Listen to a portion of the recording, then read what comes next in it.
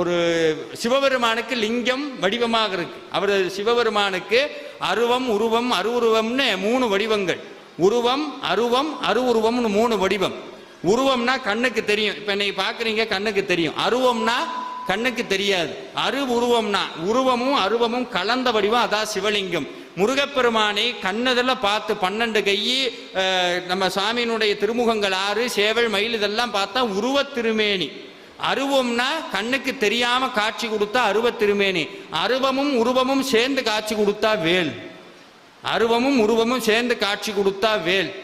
இப்போ இந்த வேல் எழுத்து வடிவா மாறுச்சுன்னா எப்படி இருக்கும், மந்திரமா மாறினா எப்படி இருக்கும்? அதனாலதான் கந்தசஷ்டி கவசத்துல நீங்க பாடுறீங்க, மந்திர வடிவேல் வருக வருக.